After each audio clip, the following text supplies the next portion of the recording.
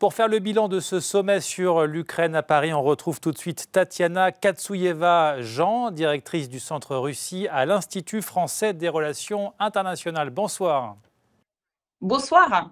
Alors après ce sommet à Paris, a-t-on des raisons d'être optimiste pour la paix en Ukraine ? C'est assez ambigu les résultats de ce sommet, mais en même temps, c'est sans surprise. Nous, les experts qui suivons le sujet, on l'avait prédit. Sortir de l'impasse, recommencer à parler, c'est déjà quelque chose de très bien. Maintenant, on est loin du règlement politique du conflit.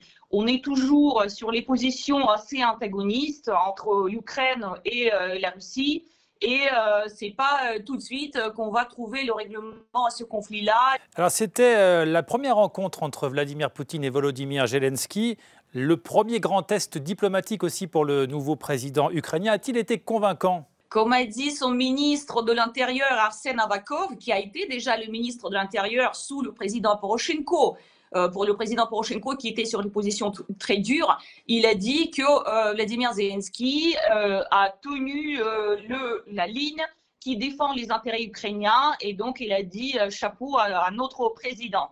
Et il faut dire que Vladimir Zelensky avait préparé le terrain pour son retour à Kiev en disant que déjà le fait que le sommet ait lieu, c'est déjà un grand pas parce que la dernière réunion dans le cadre de ce format a eu lieu il y a 3 ans. Depuis 3 ans, il n'y a pas eu de négociation dans ce cadre-là.